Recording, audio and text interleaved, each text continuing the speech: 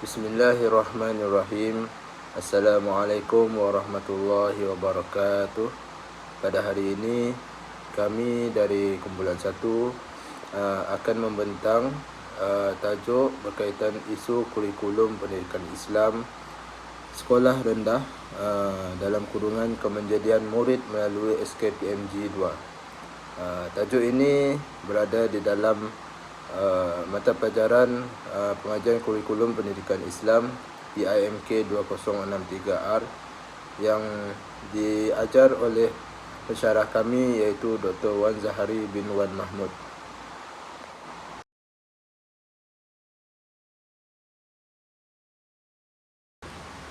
Baiklah, kita masuk kepada pengenalan SKPMG 2. Apakah itu SKPMG 2? SKPMG 2 adalah Standard Kualiti Pendidikan Malaysia gelombang kedua.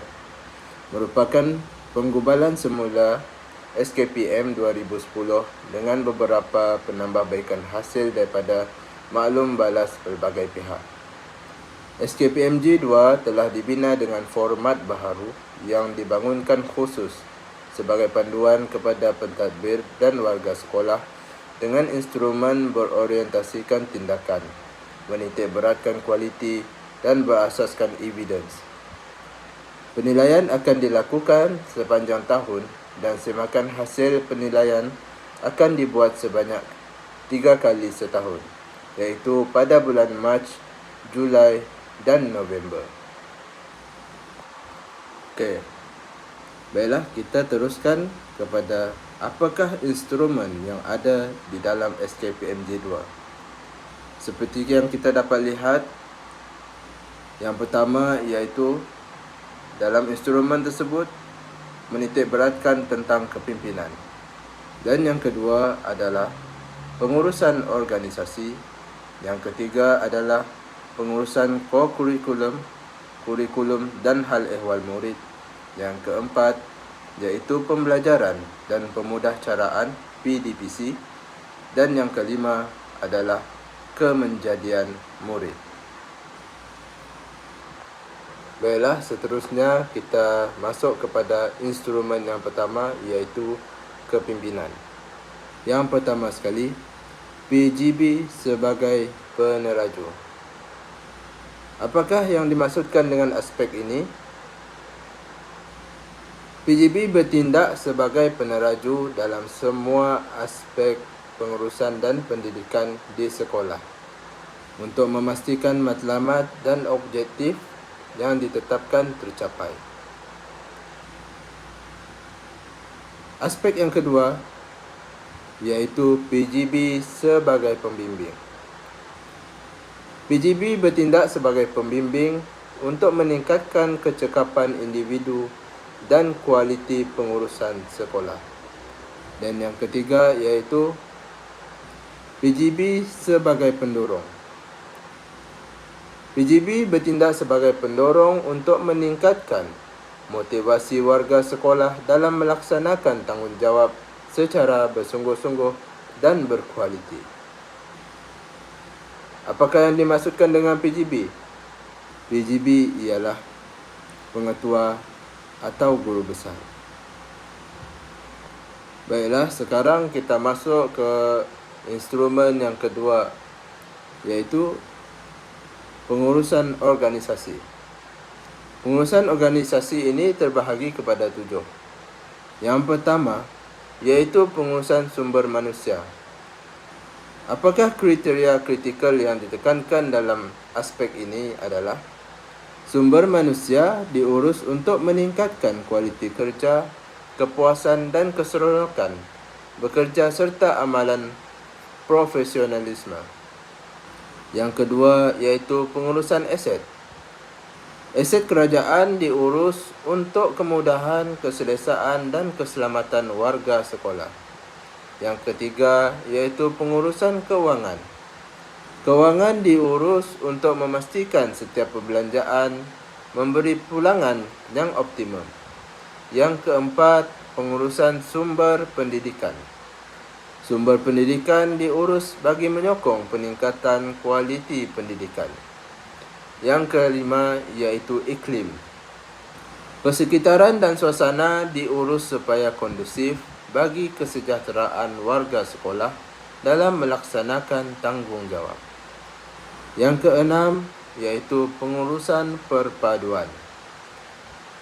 Dalam pengurusan perpaduan, pemahaman, penerimaan dan penghayatan terhadap kepelbagaian agama, bangsa, budaya dan bahasa masyarakat Malaysia diurus untuk memupuk perpaduan. Dan yang ketujuh iaitu permuafakatan strategik. Permuafakatan strategik diwujudkan untuk menyokong pembelajaran murid ke arah kecemerlangan. Seterusnya, instrumen pengurusan kurikulum, co-kurikulum dan hal ehwal murid. Penyataan standard bagi pengurusan ini ialah bidang kurikulum, co-kurikulum dan hal ehwal murid diurus secara cekap dan berkesan untuk melahirkan murid yang seimbang dari segi intelek, rohani, emosi dan jasmani serta sosial selaras dengan hala tuju sekolah. Jadi ada beberapa perkara yang ditekankan di dalam kurikulum dan co-kurikulum, iaitu ketetapan dari segi kurikulumnya terdapat ketetapan pelaksanaan kurikulum, pengurusan mata pelajaran, pengurusan masa interaksional, pengurusan penilaian murid.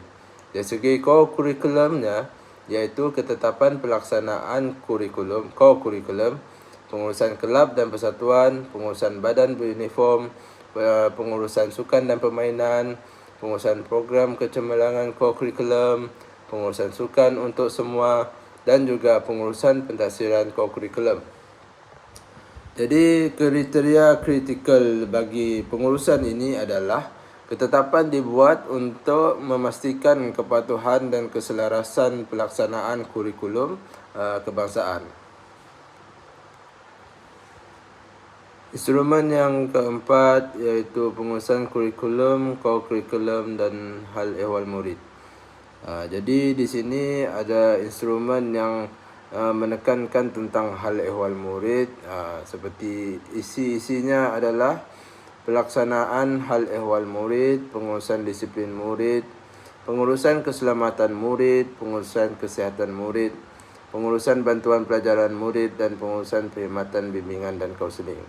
Jadi perkara-perkara ini adalah sangat penting untuk murid-murid supaya mereka lebih yakin akan diri mereka sendiri, kerana ada segelintir murid-murid yang tidak berani untuk meluahkan perasaan mereka, berbanding mereka lebih suka untuk memendam sehingga terjadinya trauma dalam diri mereka sendiri. Jadi standard quality bagi pengurusan ini adalah pelaksanaan hal ehwal murid diurus secara sistematik dan terancang. Jadi kriteria tindakan kritikal iaitu ketetapan dibuat bagi memastikan kepatuhan dan keselarasan pelaksanaan hal ehwal murid ini terjamin.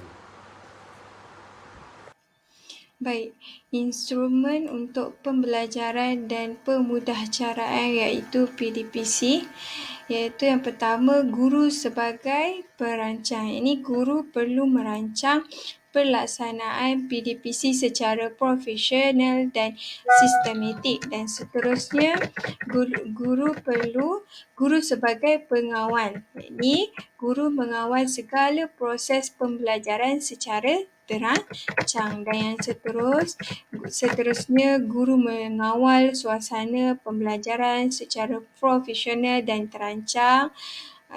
Adakan suasana yang menarik, inovasi, kreatif ketika sesi pembelajaran, dan seterusnya guru sebagai pembimbing iaitu guru membimbing murid secara profesional dan terancang.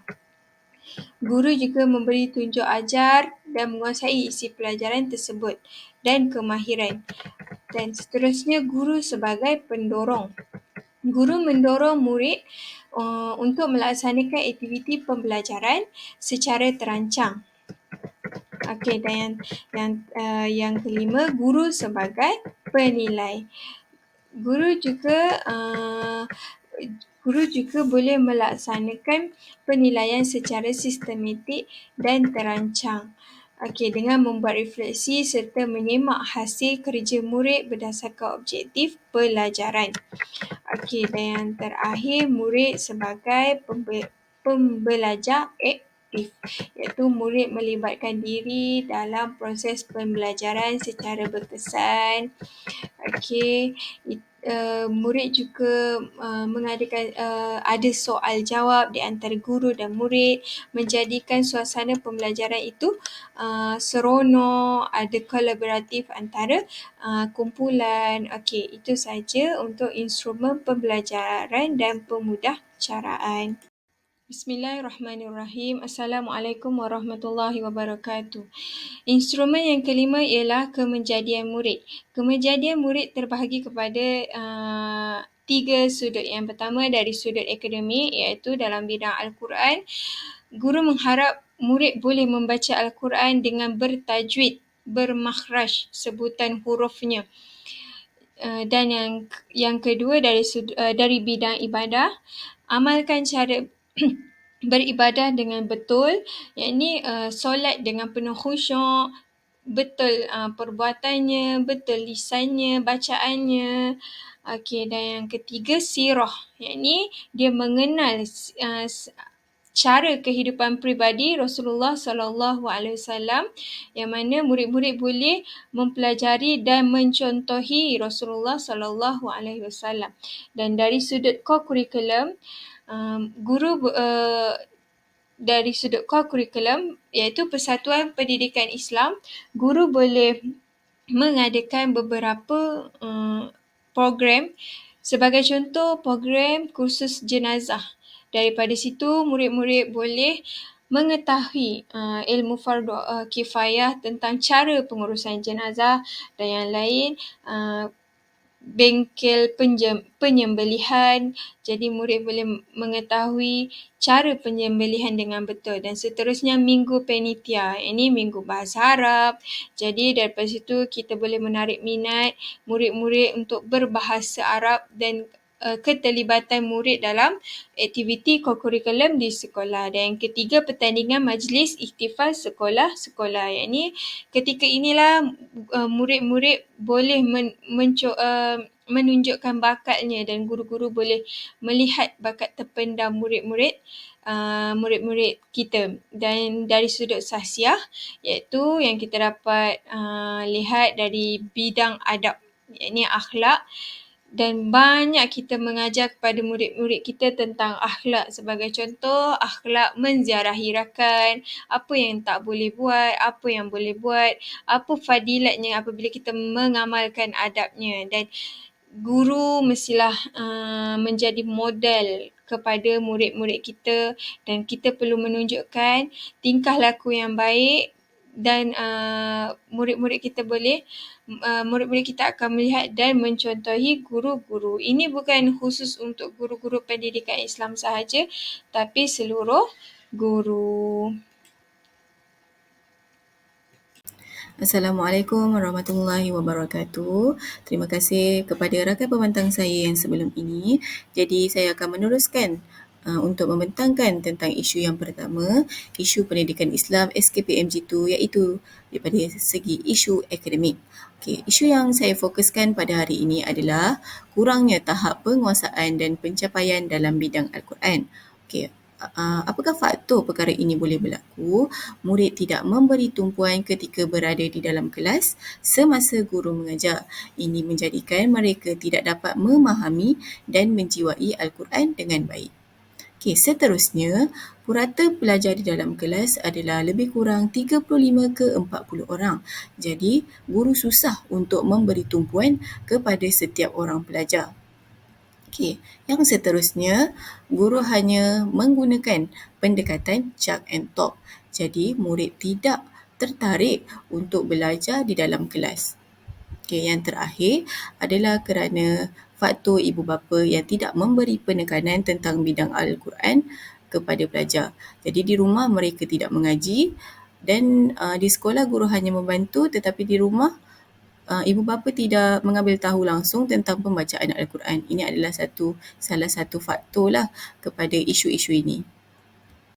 Cadangan peningkatan akademik dalam isu-isu pendidikan Islam dalam bidang akademik adalah guru sebagai seorang pembimbing.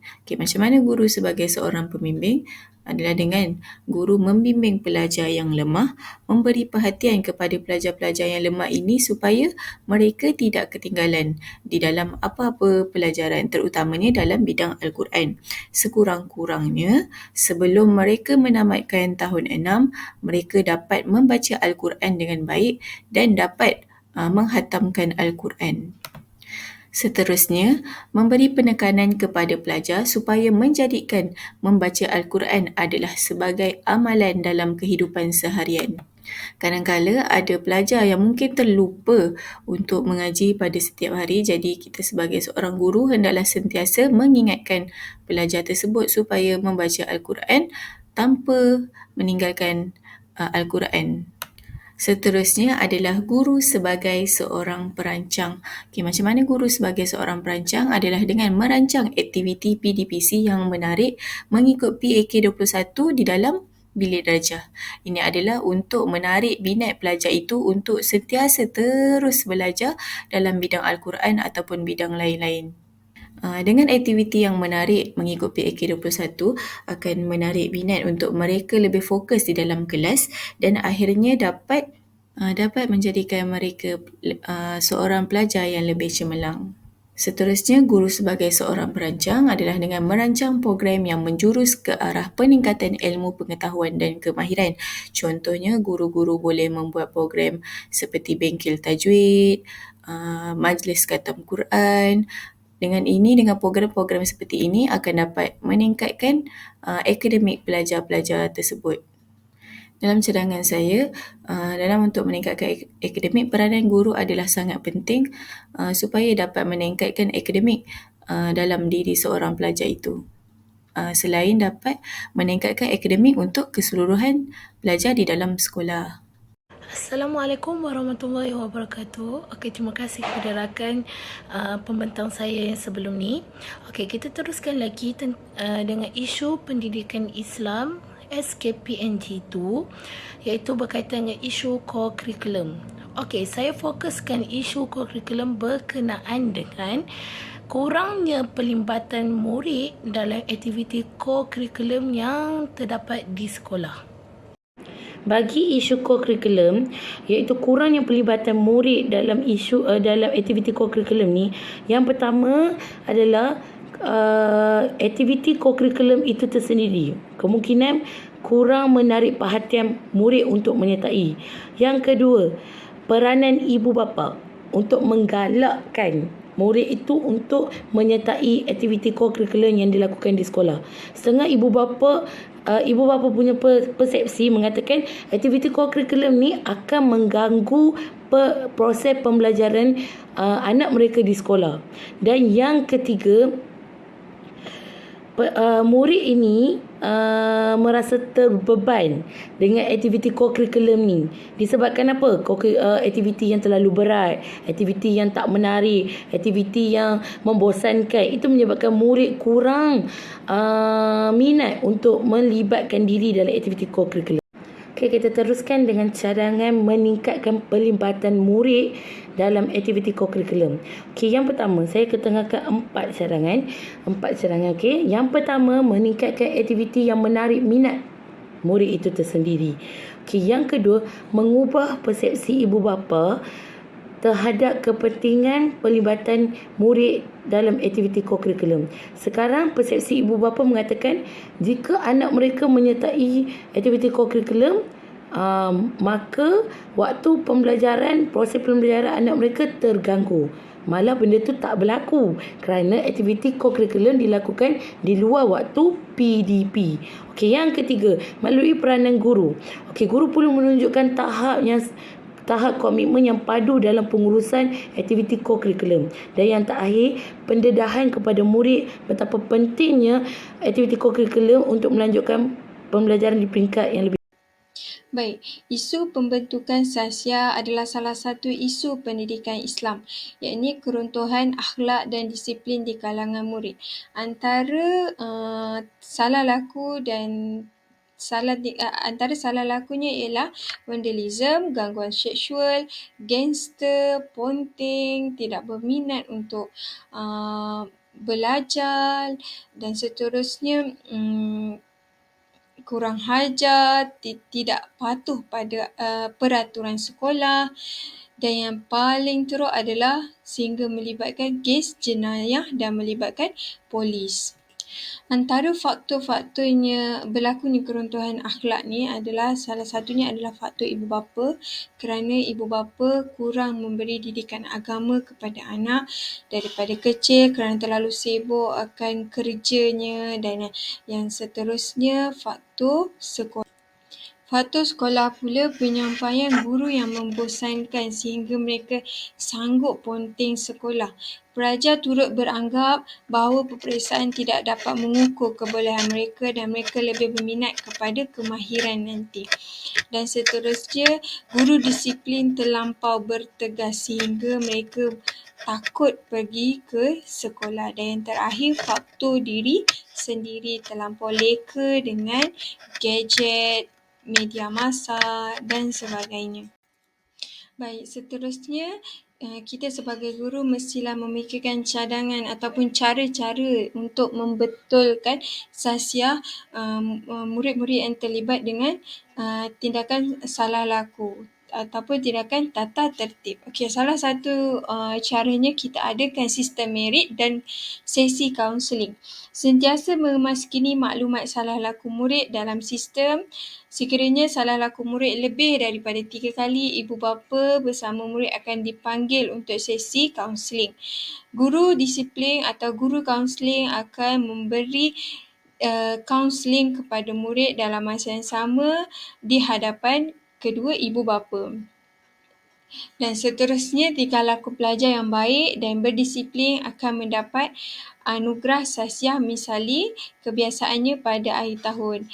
Dengan anugerah ini, ia boleh mendorong kepada pelajar-pelajar lain supaya berkelakuan baik dan berkelakuan baik, bersasia baik dan juga mempunyai akademik yang cemerlang, kurikulum yang cemerlang. Okey, dan seterusnya kita sendiri sebagai guru mestilah menjadi contoh kepada anak murid kita. Okey, semua guru terlibat untuk membentukkan Sasia murid. Bukan guru pendidikan Islam sahaja.